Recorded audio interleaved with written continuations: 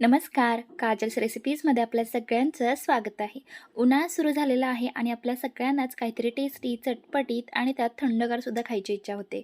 मग या दोन्हीही गोष्टी आपल्याला एकाच रेसिपीत मिळाल्या तर अजून काय पाहिजे? चला तर मग बनवूयात मस्त असे हे थंड आणि तिखट पाण्यातील वडे. आणि तुमचं जर डाएट चालू असेल आणि तुम्हाला वाटत असेल की हे तळलेले वडे कसे खायचे, तर आपण हे वडे न तळता बनवणार आहोत. यासाठी व्हिडिओ संपूर्ण पहा, व्हिडिओ कुठेही स्किप करू नका. रेसिपी थोडी जरी आवडली ना तर रेसिपीसाठी एक लाईक जरूर करा.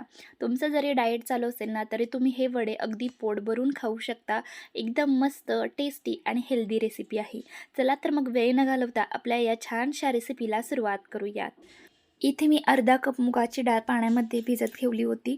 डाळ इथे मी 3 ते 4 तास भिजत ठेवली होती. याच्यामधलं पाणी काढून घेतलेलं आहे. डाळ इथे व्यवस्थित भिजलेले आहे. जर तुमच्याकडे जास्त वेळ असेल ना तर तुम्ही जास्त वेळसुद्धा डाळ भिजत ठेवू शकता. ही डाळ आता आपल्याला मिक्सरला लावून बारीक अशी वाटून घ्यायची आहे. यासाठी मिक्सरच्या भांड्यामध्ये आपण ही डाळ काढून घेऊयात.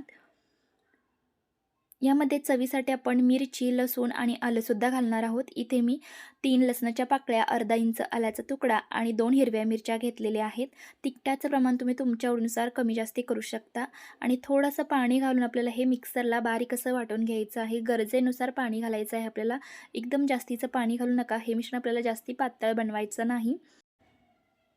इथे मी हे मिक्सरला लावून बारीक असं हे वाटून घेतलेलं आहे. अशा पद्धतीने आपल्याला हे मिश्रण तयार करून घ्यायचं आहे. याच्यामध्ये आता आपल्याला चवीनुसार मीठ घालायचं आहे आणि व्यवस्थित आपल्याला हे मिक्स करून घ्यायचं आहे.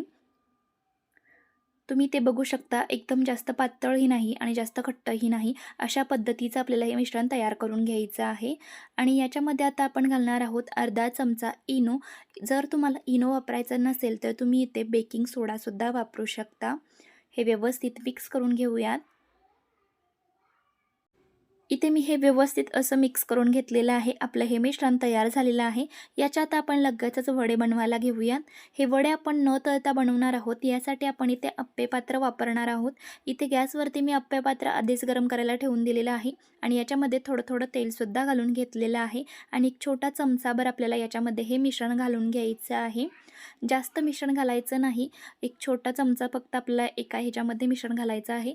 मधले जे 3 आहेत ना त्याच्यामध्ये मी तेल घातलेलं नाही, कारण की मधले लगेचच करपले जातात ना, यासाठी मध्ये आपण मोकळेच ठेवणार आहोत. त्याच्यामध्ये आपण मिश्रण घालणार नाही.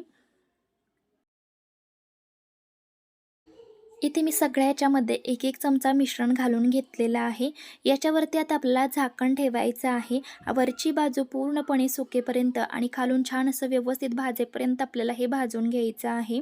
वरची बाजू पूर्णपणे सुकल्यानंतरच आपल्याला हे उलटवून घ्यायचे आहेत. खालची बाजू ही व्यवस्थित भाजली गेली पाहिजे.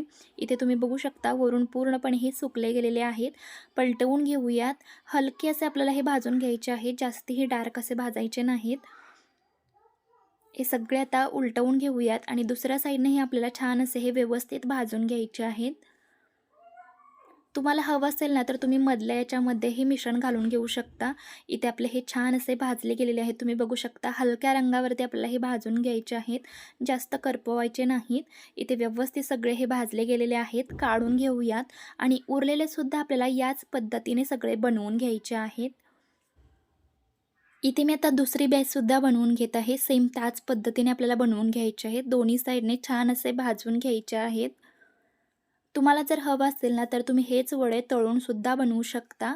पण जर तुम्हाला जास्त तेलकट खायचं नसेल ना तर तुम्ही या पद्धतीने बनवू शकता. एकदम मस्त तयार होतात. छान आतून मऊसूद असे होतात आणि मीडियम गॅसवर ते भाजल्यामुळे छान असे वरून भाजलेही जातात.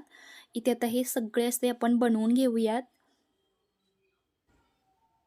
इथे मी सगळे वडे बनवून घेतलेले आहेत. मस्त मऊसूद आणि टेस्टी असे आपले हे वडे इथे तयार झालेले आहेत आणि जास्त तेलकटसुद्धा झालेले नाहीत. तुम्ही ते बघू शकता किती छान हे तयार झालेले आहेत. आता यासाठी लागणारं जे तिखट पाणी आहे ना ते बनवून घेऊयात. यासाठी मिक्सरच्या भांड्यामध्ये आपल्याला अर्धी वाटी पुदिना घ्यायचा आहे. त्यासोबत 2 हिरवी मिरची आणि 1 इंच आल्याचा तुकडा घ्यायचा आहे. तिखटाचं प्रमाण तुम्ही तुमच्या आवडीनुसार कमी जास्त करू शकता. आणि 1 वाटी आपल्याला कोथिंबीर घ्यायची आहे. आणि याच्यामध्ये गरजेनुसार पाणी घालून आपल्याला हे मिक्सरला बारीक असं वाटून घ्यायचं आहे. इथे मी हे मिक्सरला लावून बारीक असं वाटून घेतलेलं आहे.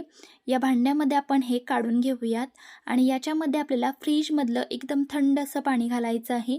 जेवढं आपल्याला तिखट पाणी हवं आहे ना त्या अंदाजानुसार याच्यामध्ये आपल्याला थंड पाणी घालून घ्यायचं आहे. थोडंसं पाणी मी मिक्सरच्या भांड्यामध्ये टाकून ते पाणीसुद्धा याच्यामध्ये घालत आहे. म्हणजे त्याला लागलेली जी चटणी आहे ना, ती आपली वेस्ट जाणार नाही. याच्यामध्ये मी आता पाणी घालून घेतलेलं आहे.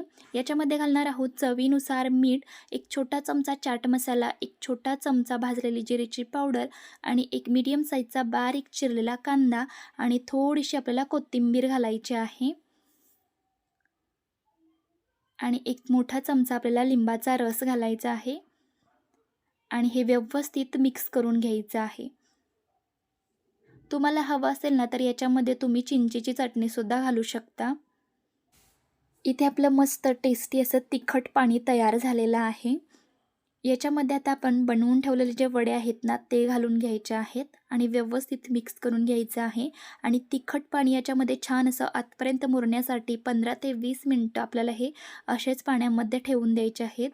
तुम्हाला जर अजून एकदम थंड थंड हे खायला आवडणार असतील ना, तर तुम्ही हे 15 ते 20 मिनिटं फ्रीजमध्ये सुद्धा ठेवू शकता. याच्यावरती झाकण ठेवूयात आणि हे साईडला ठेवून देऊयात. 15 ते 20 मिनिटं छान असे हे वडे या पाण्यामध्ये मुरलेले आहेत. प्लेटमध्ये काढून घेऊयात. मुरल्यामुळे वडे खायला अजूनच छान लागतात. वरून थोडीशी कोथिंबीर, कांदा आणि थोडेसे चिली फ्लेक्स टाकून घेतलेले आहेत आणि मस्त असे हे तिखट पाण्यातले वडे आपले इथे तयार झालेले आहेत. हे तुम्ही लगेचच खाऊ शकता. एकदम मस्त रेसिपी आहे आणि टेस्टीसुद्धा आहे आणि हेल्दीसुद्धा आहे.